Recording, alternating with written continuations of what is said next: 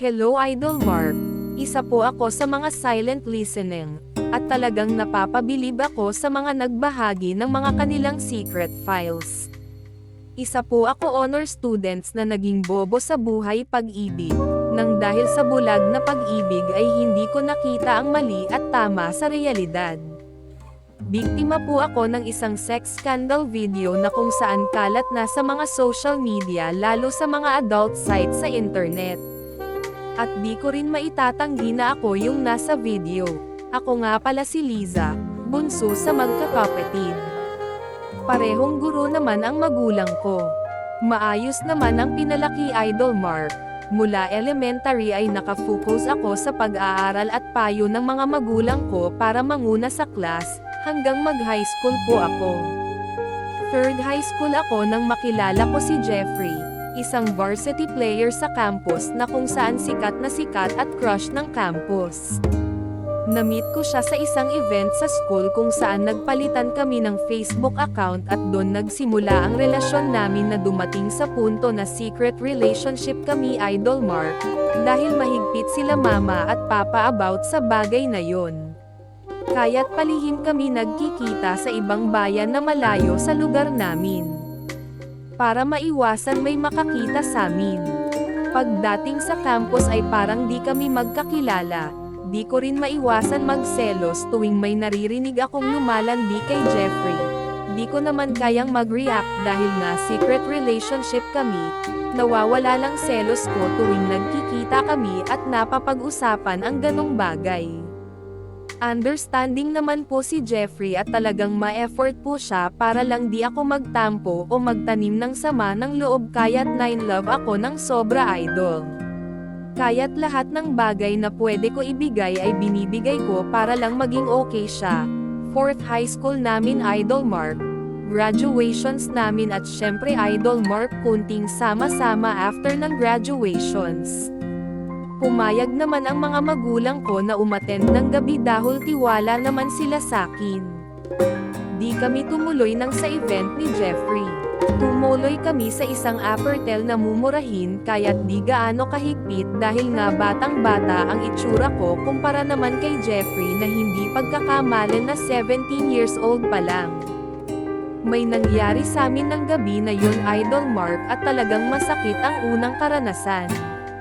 Not once but twice niya inangkin ang pagkababae ko. Masakit pala talaga kapag unang karanasan. Umuwi agad kami nang matapos ang oras na kinuha namin. Ang akala ko na mas lalong titibay ang relasyon namin ay nagkamali ako Idol Mark. Naging madalas ang pagseselos ni Jeffrey sa mga nakakasama ko na kaklase sa college, na di ko naman maiwasan mapaikan kaya't lumalala ang away namin na muntik na kami maghiwalay. Sinuyo naman niya ako at niyayang may mangyari sa amin.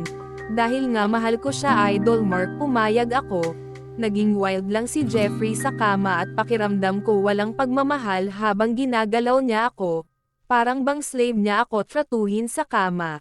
Nakakatatlong round siya sa akin, minsan 5. At lage niyang sinasambit na, ako lang pwede kumantot sa'yo. At talagang lalaspagin kita hanggang malaspag ka ng sobra. Di ko maintindihan Idol kung bakit masyadong naging obsessed si Jeffrey sakin na parang bang isa na lang bagay na pagmamay-ari.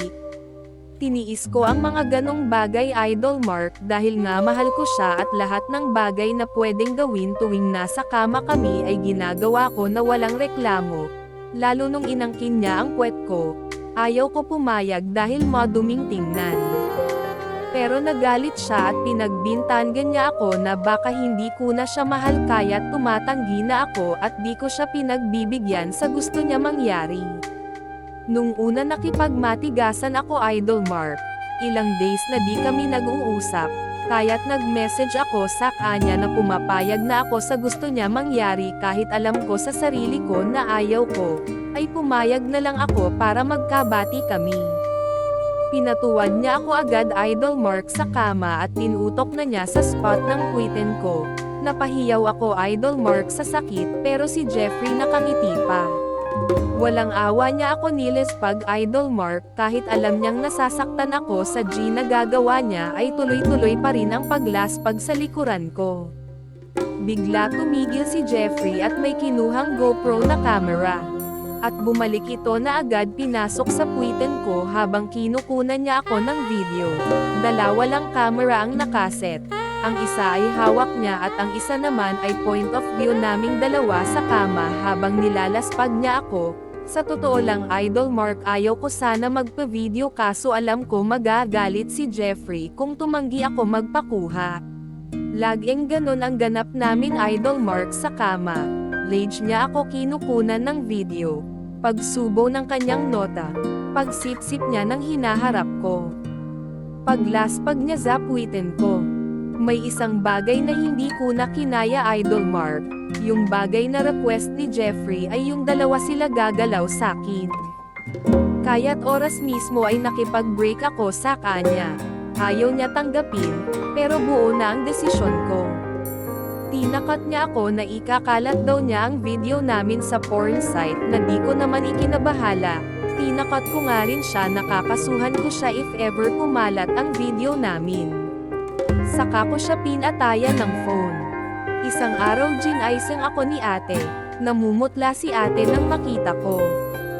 Hi Diyos ko Liza, nakita ng Kuya Henry mo sa porn site ang mukha mo at kalat na kalat sa social media. Lalo sa Facebook mo kung saan nakatag ka pa sa isang dummy account. Si Kuya Henry ay asawa ng ate ko, kinuha ko agad ang cellphone ko. Daming notification sa screen, mga message mula sa mga kakilala, kapamilya at iba't ibang taong nakakakilala sa akin. Laking gulat ko Idol Mark na may mga litrato ako at video na naka-screenshot at pinagkakaguluhan sa comment sections. Di ko alam ang magiging reactions ko Idol Mark dahil sa sobrang kahihiyan ang natanggap ko ng oras na yon, na kahit ang mga magulang ko ay umuwi agad ding bakasyon para lang puntahan ako at alamin kung ako ba talaga nasa picture may scandal video. Aminin ko man o hindi, ako talaga nasa picture, hanggang nawalan ako ng malay ng mga oras na yon. Pagkagising ko ay agad ako kinausap nila mama. Inamin ko sa kanila na ako nasa video. Napahikbi ang mga magulang ko at sila ate. Sinabi ko rin kila mama na di sila nagkulang pagpapalaki sa akin, sadyang tanga lang ako dahil pumayag ako magpa-video dahil sa bulag na pagmamahal kay Jeffrey. Di ko aakalain na matutulad ako sa ibang babae na nakikita ko sa Facebook na viral dahil sa scandal video at ang iba ay nagpakamatay dahil sa kahihiyan. Kaya't nagpapasalamat pa rin ako Idol Mark na may magulang akong sinamahan ako hanggang dulo ng kahihiyan ko sa buhay ko. Pinatawad naman nila ako at huwag daw ako mag-isip ng masama sa sarili ko. Lahat ng tao nagkakamali. Kaya't 2 year ako nagpahinga at huminto sa pag-aaral para palipasin ang issue. Tuwing may nagtatanong, sinasabi namin na hindi ako nasa video. Gumawa na rin ng legal actions ang mga magulang ko kay Jeffrey. Nanalo kami sa kaso, nagbayad sila ng damage at etc. At ako naman kahit paano nakasurvive sa malaking kahihiyan sa buhay.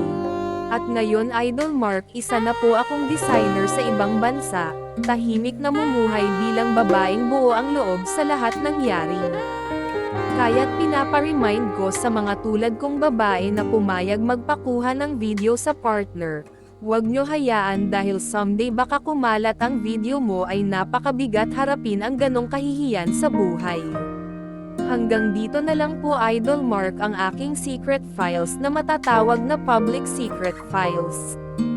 Thank you na may ganitong platform sa YouTube na kayang magbahagi ng mga secret files ng buhay. More power sa YouTube channel mo Idol Mark.